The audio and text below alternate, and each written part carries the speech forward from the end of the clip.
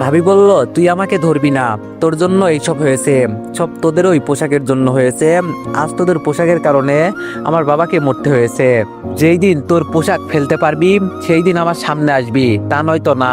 ভাইয়া বলল, নুসরাত পাগলামি করিও না তো, শান্ত হও। দেখো, নুসরাত বলল, আমি পাগলামি করছি না, তুই আমার সামনে থেকে যা, তা না হলে আমি নিজের কিছু একটা করে ফেলবো।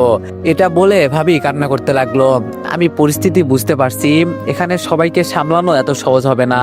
কি থেকে কি হয়ে গেল কিছুই বুঝতে পারছি না। কে বা কারা মারলো স্যারকে সেটাও বুঝতে পারছি না। আর কিছু চিন্তা না করে আব্বুকে বললাম, বাবা সবাইকে নিয়ে বাড়িতে চলে যেতে। আব্বু বলল, না আমি তোদের ছাড়া যাব না। আমি বললাম, আব্বু এটা বাসা না যে এমনটা বলবা, এটা একটা সেন্টার, এখানে এমনিতেই বেশিক্ষণ থাকা যাবে না, যাও সবাইকে নিয়ে যাও। আব্বু আমার কথা শুনে সবাইকে নিয়ে বাসায় চলে যেতে লাগলো। আম্মু, ভাবি, আন্টি, আমার বিয়ে করা স্ত্রী সহ আরো অনেকেই। এইদিকে আমি ভাবির এমন আচরণ দেখে ভাবলাম ভাইয়া আরো কিছুক্ষণ থাকলে সমস্যা আরো বাড়বে। তাই ভাইয়াকে সেইখান থেকে টেনে নিয়ে আসলাম আর এক জায়গায় বসিয়ে দিলাম। সাথে সাথে ভাইয়া আমাকে জড়িয়ে ধরে কান্না করে দিল। আমি এখন ভাইয়াকে কি বলে সান্ত্বনা দিব বুঝতে পারছি না। ভাইয়া বলল, আবির এটা কি হলো? এটা তো হতে বা দেখতে চাইনি স্যার, এইভাবে আমাকে ছেড়ে চলে যাবে ভাবতে পারিনি। আবির জানিস স্যার আমাকে কত ভালোবাসতেন, অফিসে নিজের ছেলের মতো গাইড করতেন। আমার বিশ্বাস হচ্ছে না স্যারকে এইভাবে কেউ মেরে ফেলবে। আমি বললাম, কি আর করবি ভাইয়া, যেটা হওয়ার সেটা হয়ে গেছে। কিন্তু একটা কথা মাথায় আসছে না, গুলি চললো বাট আওয়াজ শুনলাম না যে। ভাইয়া বলল, আরে সাইলেন্সার লাগানো ছিল তাই হয়তো, কিন্তু আমি মাগার শালার বেটাকে ছাড়বো না, যে হালার পুত আমার স্যারকে মারছে। ভাইয়া মাথা ঠান্ডা কর, আর এখন বাসায় চল, এখানে থাকলে তোরও বিপদ হতে পারে। এটা বলে ভাইয়াকে সহ আমার বন্ধুরা একসাথে গাড়ি নিয়ে বাসার উদ্দেশ্যে রওনা দিলাম। মাঝপথে আসতেই ভাইয়ার ফোনটা বেজে উঠলো। ভাইয়া ফোন বের করে ফোনের দিকে তাকিয়ে দেখে অচেনা নাম্বার। তখনই আমি বললাম, ভাইয়া লাউড স্পিকারে দাও। এটা বলতেই ভাইয়া ফোন রিসিভ করতেই ওপাশ থেকে কেউ একজন বলে উঠলো, কিরে রফিক, বিয়ের উপহার কেমন দিলাম? ইস বেচারা, ভাবতে পারিনি কমিশনার স্যার এইভাবে টপকে যাবে। রফিক বলল, কে তুই, কি চাস? লোকটি একটু হেসে বলল, আমি কি চাই বা না চাই ওটা তোর কিছু বলতে চাই না, তবে এটা শুনে রাখ, এটা মাত্র শুরু, পিকচার আবি भी বাকি হে। এটা বলে ফোনটা রেখে চিন্তা করতে লাগলাম, কি আমাদের এত বড় শত্রু, কে হতে পারে আঙ্কেলের খুনি। এইসব ভাবতে ভাবতে বাসায় চলে আসলাম। বাসায় এসে আরেকটা শখ খেলাম। আজকের দিনটা এমনিতেই খারাপ যাচ্ছে, তার মধ্যে আবার আমি আর ভাইয়া বাসায় ঢুকতেই দেখি তানিয়া ভাবি ও তার আম্মুকে সান্ত্বনা দিচ্ছে। এটা দেখে আমি মুখের ভাষা হারিয়ে ফেলেছি। তার কারণ এখন আমি কিভাবে তানিয়ার সামনে যাব এইসব ভাবতেছিলাম। তখনই ভাইয়া ধাক্কা দিয়ে বলল, কিরে বাসায় ঢোক, বাইরে দাঁড়িয়ে কি ভাবছিস? আমি ভাইয়ার ধাক্কা খেয়ে ভাবনা থেকে বের হয়ে আমতা আমতা করে বললাম, কই কিছু না, ভিতরে চল তো। এটা বলে আমি নিচের দিকে তাকিয়ে সিঁড়ি বেয়ে রুমে এসে ফ্রেশ হতে চলে গেলাম। ফ্রেশ হতে হতে এখন নানান চিন্তা হতে লাগলো, আঙ্কেলকে কে মারলো, আবার ভাইয়াকে ধমক দেওয়া লোকটি বা কে, আবার আমার পরিবারের কারো ক্ষতি হবে না তো? না না, এটা আমি থাকতে কিছুতেই হতে দিব না। এটা বলে তাড়াতাড়ি ফ্রেশ হয়ে ওয়াশরুম থেকে বের হয়ে আমার ফোনটা হাতে নিয়ে একজনকে কল দিয়ে বললাম, অনেক্স হচ্ছে সবচেয়ে বিশ্বস্ত বুকমেকার, পিএইচডি এবং সিরিয়া এই অ্যাপের অফিসিয়াল পার্টনার। এই অ্যাপে আপনি cricket, football, tennis live match দেখে এবং তাদের ভবিষ্যৎবাণী করে সহজেই অর্থ উপার্জন করতে পারবেন। সেই সাথে বিএমডাব্লিউ গাড়ি, আইফোন, ল্যাপটপ এবং আরো অনেক নগদ পুরস্কার জেতারও সুযোগ রয়েছে। এই অ্যাপটিতে আপনি ক্র্যাশ ক্রিস্টাল 21 ইত্যাদি গেম খেলে সহজেই আয় করতে পারবেন। আপনি বিকাশ, নগদ, রকেট, ব্যাংক, ক্রিপ্টো, পেপাল এবং অন্যান্য সহজ পদ্ধতির মাধ্যমে সহজেই আপনার জেতা টাকা তুলতে পারবেন। এখানে আপনি 24 ঘন্টা 7 দিন গ্রাহক সহায়তা পাবেন। তাই এখনই গুগলে অনেক সার্চ করে প্রথম ওয়েবসাইটে গিয়ে রেজিস্ট্রেশন করুন। আর হ্যাঁ, রেজিস্ট্রেশনের সময় আমার প্রোমো কোড VOTO7 ব্যবহার করে প্রথমবার ডিপোজিটে 20,000 টাকা পর্যন্ত পান। শোন, সিকিউরিটি আরো বাড়াম, আমার পরিবারের উপর যেন একটা আসন না লাগে, আর যদি কিছু হয় তাহলে তোরা একটাও বাঁচতে পারবি না। ওকে ভাই, আমি বললাম, আর হ্যাঁ তাড়াতাড়ি খোঁজ লাগা কে আঙ্কেলকে মারছে। ওকে ভাই। তারপর ফোন কেটে দিয়ে মোবাইল বিছানায় রেখে বেরোতে যাব, তখনই থমকে গেলাম আর একটু ভয় পেয়ে গেলাম। তানিয়া আবার আমার কথা শুনতে পেল না তো? যদি শুনে নেয় তাহলে? এইসব ভাবতে ভাবতে তানিয়া রুমে ঢুকে আমাকে বলছে, কার সাথে কথা বলছিলে? এই প্রশ্ন করাতে আমি একটু ভয় নিয়ে বললাম, কই তেমন কারোর সাথে না তো, এমনি বন্ধু একটার সাথে। তানিয়া বলল, ও তাই এমন মাথা নিচু করে আসো যে? আমি বললাম, এমনি। তা কিছু বলার থাকলে বলেন। তানিয়া বলল, ও হ্যাঁ ভাইয়া আপনাকে ডাকছে, কি যেন বলবে। আমি বলছি যাচ্ছি, আর ভাবিরও আন্টিরও খেয়াল রাখবেন। এটা বলে রুম থেকে বের হতে হতে বললাম, ভাগ্যিস তানিয়া কিছু শোনেনি, কিন্তু বাড়িতে সবাইকে দেখলাম, আমার বিয়ে করা বউ কোথায় তাকে দেখছি না, আমার রুমেও দেখলাম না। আরে দূর, মনে হয় অন্য রুমে আছে। এইসব ভাবতে ভাবতে আমি ভাইয়ার রুমে চলে গেলাম। এইদিকে তানিয়া আমার যাওয়ার দিকে তাকিয়ে ভাবছে আবির কিছু একটা আমার থেকে লুকাচ্ছে, কি কথা সে আড়াল করছে আমার থেকে, আমাকে জানতে হবে। এটা বলে তানিয়া নিচে চলে গেল। এইদিকে আমি ভাইয়ার রুমে আসতেই ভাইয়াকে দেখছি পুলিশের জামা পরছে। আমি বললাম, ভাইয়া এটা পরতেছো যে? ভাইয়া বলল, আমাকে একটু হাসপাতালে যেতে হবে। আমি বললাম, ও কিন্তু ভাইয়া এখন না গেলে নয়। ভাইয়া বলল, দেখ চাকরিটা এমন, আমাকে এখন যেতে হবে, হয়তো আসতে পারবো না, একেবারে লাশ নিয়ে আসবো। তুই একটু এই দিকে খেয়াল রাখিস, কোনো বিপদ হলে আমাকে জানাবি। আমি বললাম, ওকে ভাইয়া, আর সাবধানে যেও।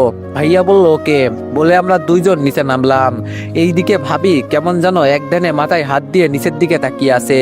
কি আজব দুনিয়া, নতুন জীবন শুরু করতে না করতে বাবা হারানোর সুখ সহ্য করতে হচ্ছে। ভাবিকে দেখে মনে হচ্ছে তার চোখের পানি আর নেই, সব শেষ হয়ে গিয়েছে। ভাবির অবস্থা দেখে ভাইয়া ভাবির দিকে যেতে লাগলো। ভাইয়া ভাবির কাছে গিয়ে তার কাঁধে হাত দিয়ে যখনই কিছু বলতে যাবে, তার আগেই ভাবি ভাইয়ার গালে একটা কষে থাপ্পড় দিল। ভাবির এমন করাতে আমরা অবাক হয়ে তাকিয়ে আসি। দেখলাম তানিয়া দৌড়ে গিয়ে ভাবিকে ধরলো, আর ভাইয়া থাপ্পড় খেয়ে ভাবির দিকে করুণ দৃষ্টিতে তাকিয়ে আছে। আর ভাবি বলতে লাগলো, এই তোকে না বললাম তুই যতক্ষণ এই পোশাক ছাড়তে পারবি না ততক্ষণ আমার সামনে আসবি না, আর সেটা না করে তুই ডাইরেক্ট পোশাক পরে আমার গায়ে হাত দিচ্ছিস, তো লজ্জা করছে না? এই পোশাককে আমি ঘৃণা করি, এই পোশাকের জন্য আমার বাবার প্রাণ গিয়েছে। এটা বলে ভাবি কান্না করে দিল। আর ভাইয়া কিছু না বলে বাসা থেকে বের হয়ে চলে গেল। তখন আব্বু বলতে লাগলো, তানিয়া মা যাও, নুসরাতকে রুমে নিয়ে যাও। তানিয়া বলল, ওকে বাবা। বাবা বলল, আবির বাইরে গিয়ে সবার জন্য খাবার নিয়ে আয়। আমি বাবার কথা মতো বাসা থেকে বের হয়ে গেলাম।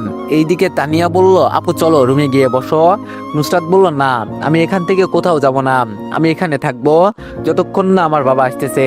তানিয়া বলল, আপু তোমার বাবা আসতে দেরি আছে, তুমি গিয়ে ফ্রেশ হয়ে নাও, সেই বিকাল থেকে একই জামা। নুসরাত বলল, আমি একবার যখন বললাম যাব না মানে যাব না, তুই যা, কোথায় যাবি যা। এটা বলে ভাবি একটা চিৎকার দিয়ে অজ্ঞান হয়ে গেল। এটা দেখে বাবা ভাবির কাছে চলে গেল। তানিয়া বলল, বাবা এখন কি করব, আপু তো অজ্ঞান হয়ে গেল। বাবা বলল, কি আর করব, দুইজনে মিলে ধরে সোফায় শুইয়ে দিই। এটা বলে দুইজন মিলে ধরে আবিরকে সোফায় শুইয়ে দিল। তানিয়া বলল, বাবা আবিরকে একটা কল দি ডাক্তার আনার জন্য। বাবা বলল, তা লাগবে না, আমি কল দিচ্ছি ডাক্তারকে, তুমি গিয়ে দেখো তোমার আন্টির কি অবস্থা। এটা বলতেই তানিয়া চলে গেল। এইদিকে আমি বাসা থেকে বের হয়ে মাঝ রাস্তায় থমকে দাঁড়ালাম। হঠাৎ করে তানিয়ার বলা কথাটা মনে পড়ে গেল। তানিয়া কেন আমার বাবাকে বাবা বলে ডাকলো? তাহলে কি তানিয়া, তোর আমি কি ভাবছি, মনে হয় ভুল শুনলাম। এটা বলে তেমন আর কিছু না ভেবে একটা হোটেল থেকে সবার জন্য খাবার নিয়ে বাসার উদ্দেশ্যে আসতে লাগলাম। এইদিকে নিজাম চৌধুরীর কাছে কল আসতেই সেই ভয় পেয়ে গেল। ভয়ে তার হাত পা কাঁপতে লাগলো। তবে কোনো উপায় না পেয়ে নিজাম চৌধুরী কাঁপা কাঁপা হাতে ফোন রিসিভ করে বলতে লাগলো, বস বিশ্বাস করেন কমিশনারকে আমি বা আমরা কেউ মারিনি। লোকটি একটু হেসে বলল, এটা আমি জানি তুই মারিসনি। নিজাম বলল, তাহলে বস কে মারলো? লোকটি বলল, ওটা জানা তোর প্রয়োজন না, তোকে যেটা বলছি সেটা শোন। তোর কাছে দুইজন লোক যাচ্ছে, তাদের ট্র্যাক দুইটা দিয়ে দিস। নিজাম বলল, ওকে বস। লোকটি বলল, আর হ্যাঁ তোকে দুইজনের ছবি পাঠিয়ে দিয়েছি। নিজাম বলল, আচ্ছা আপনি চিন্তা করবেন না, তারা আসলে আমি দিয়ে দিব, খুব তাড়াতাড়ি সব আমার হয়ে যাবে, এই টাইগারের হয়ে যাবে। এটা বলে ফোনটা কেটে দিল টাইগার। এইদিকে নিজাম চৌধুরী কল কেটে একটা স্বস্তির নিঃশ্বাস ফেললো। একটু পর দুইজন লোক আসতেই ট্র্যাক দুইটা লোক দুইটাকে দিয়ে দিল। রিফাত বলল, আচ্ছা বস এই ট্র্যাক দুইটার ভিতরে কি ছিল যেটা আমাকে দেখতে কঠোরভাবে নিষিদ্ধ ছিল? নিজাম চৌধুরী বলল, এই ট্র্যাকের ভিতরে ছিল বিদেশি অস্ত্র, যেগুলো অনেক ভয়ঙ্কর। সেখানে থাকা একটা অস্ত্র যদি একজন চালায়, তার সামনে যদি 20 জন লোকও থাকে, তাহলে সামনে থাকা লোকগুলো টিকতে পারবে না। রিফাত বলল, বস তাহলে কি অনেক বড় কিছু হতে যাচ্ছে? নিজাম চৌধুরী বলল, অনেক বড় কিছু নয়, ডাইরেক্ট কবরস্থানে পরিণত হবে। এইদিকে আমি খাবার নিয়ে বাড়ি পৌঁছাতেই দেখি পুরো কান্না ভরা বাড়িটা একদম নিস্তব্ধ হয়ে গিয়েছে। বাসায় ঢুকেই দেখি বাবা মাথায় হাত দিয়ে বসে আছে। আমি বাবার কাছে গিয়ে বললাম, বাবা কি হয়েছে, তুমি ঠিক আছো তো? বাবা বলল ঠিক আছে। ভাবি আন্টি সবাই কোথায়? বাবা বলল তোর আন্টি তোর মায়ের রুমে ঘুমাচ্ছে, আর ভাবি অজ্ঞান হয়ে আছে। ডাক্তার এসেছিল, একটু দেখে স্যালাইন দিয়ে চলে গেল। আমি বললাম ও আচ্ছা, আমি খাবার আনছি, সবাই জেগে উঠলে খেয়ে নিতে বলিও, আমি বাইরে যাচ্ছি। বাবা বলল কেন? আমি বললাম আঙ্কেলের দাফনের ব্যবস্থা করতে হবে। বাবা বলল ও, আমার তো চিন্তা মাথায় আসেনি, আচ্ছা তুই যা। তারপর আমি বাসা থেকে বের হয়ে গেলাম। এইদিকে ভাইয়া হাসপাতালে গিয়ে ডাক্তারের কেবিনে চলে গেল। তারপর ডাক্তারের সাথে কথা শেষ করে জানতে পারলো লাশ কালকে সকালে নিয়ে যেতে পারবে। তারপর ভাইয়া ডাক্তারের কেবিন থেকে বের হয়ে 4-5টা কনস্টেবল নিয়ে সেই কমিউনিটি সেন্টারে চলে গেল ভালো মতো তদন্ত করতে। টাইগার, আমার মাল পেয়ে গিয়েছি, আপনার আদেশ পেলে আমরা আক্রমণ চালাতে পারি। টাইগার বলল ওকে, আমি বলে দিব কখন কি করতে হবে, তার আগে বলো তোমাদের সব লিডার আছে তো ওখানে? লোকটি বলল আমি বাদে আন্ডারওয়ার্ল্ডের সব মাফিয়া এখানে আছে। টাইগার এই কথা শুনে একটা রাজ্যদ্বয়ের হাসি দিয়ে বলল ওকে, সাবধানে থাকিও, জায়গায় অনেক ভয়ঙ্কর। লোকটি বলল ওকে। এটা বলতেই টাইগার ফোন কেটে দিয়ে বলতে লাগলো, এই মাফিয়া জগতের বাচ্চা হতে আমাকে আর ঠেকাই কে? এইদিকে আমি সবকিছু ব্যবস্থা করে বাড়ি ফেরার পথে আমার ফোনটা বেজে উঠলো। আমি ফোন রিসিভ করে কানে নিতেই খবরটা শুনে আমার খারাপ লাগলো। খুশির দিন এমনটা হবে আমি কখনো ভাবতে পারিনি। আমি বললাম স্যার